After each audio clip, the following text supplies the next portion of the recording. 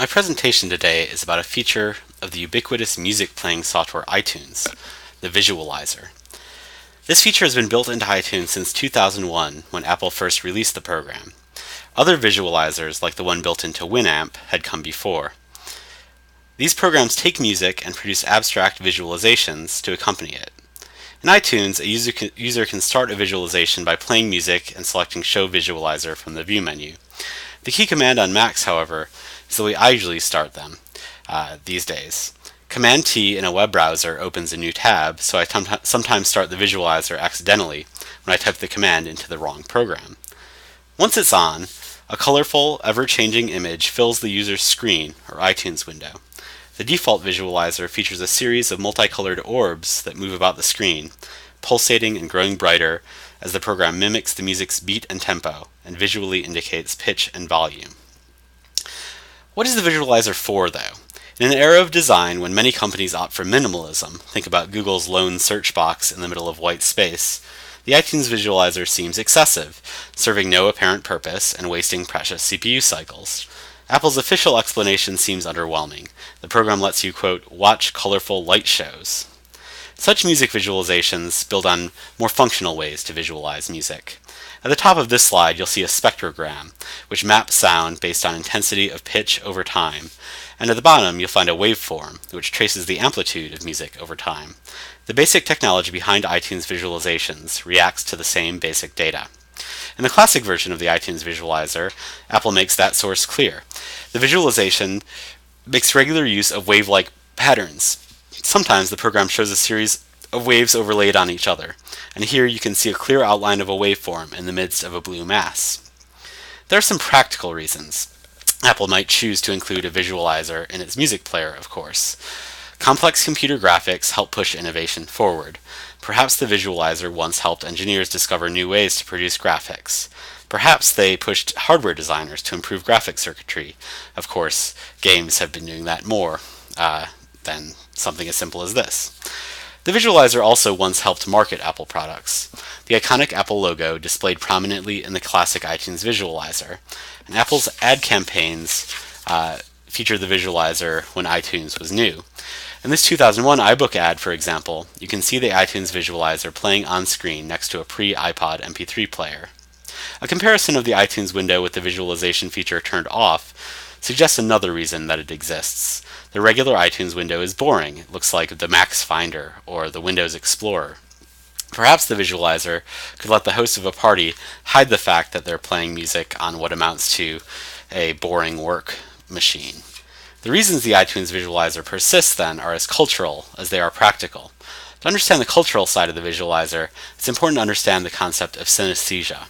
Synesthesia is a phenomenon where sensory inputs get crossed. A person might hear colors, for example, or smell sounds. Take Christopher Walken here.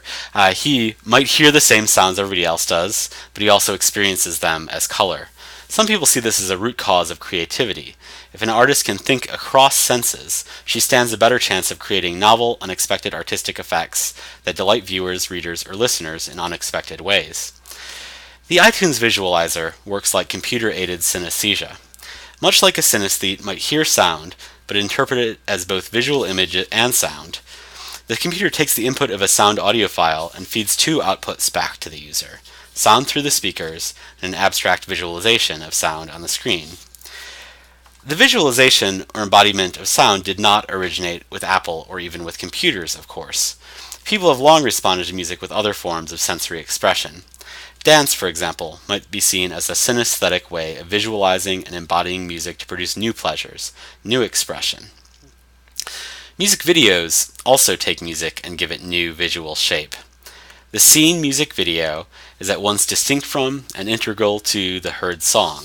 The video implies interpretations and meanings for the song, even as it helps urge customers to buy it and listen to it independently of the video. In addition to such transformation of sound to image, there are visual cultural precedents for the imagery of iTunes visuals. Kaleidoscopes, for example, have existed since the early 19th century. Like iTunes visuals, they produce a colorful, dynamically changing abstract image, suggesting that people have enjoyed this kind of colorful abstraction for a long time. The modern and postmodern art of the 20th century is also a clear precedent. Here is Jackson Pollock producing one of his action paintings, which were produced by splattering paint dynamically across a canvas. So 20th century art might help establish a cultural preference for the kinds of abstractions produced in an iTunes visualization. On a more mundane level, iTunes has a cultural source in the once practical, then purely whimsical technology of the screensaver. Here's the iconic flying toaster screensaver from 1989. The screen preservation purpose of screensavers quickly gave way to playful and CPU-wasting frivolousness. No cultural account of iTunes visualizations would be complete, however, without a mention of the psychedelic music of the 1960s and 70s. Psychedelic music and art treat art as a kind of simulated, or in some cases amplified, drug trip. Like posters advertising bands in the 1960s, iTunes visualizations become cool in part by subtly associating themselves with drug culture. More innocently, iTunes visualizations also seem to reference and evoke images of space. For example, this image. Such images evoke wonder at the vastness and incomprehensibility of space, even as they evoke awe at the technology that let scientists produce them. And in this similarity to space images, I think, we find the main cultural reason why iTunes visualizations persist as a feature. Computers have become routine in our lives.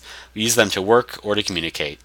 iTunes visualizations, however, make us see the power of the computer, make us wonder at it, make us know the computer can reshape culture as much as it reshapes work.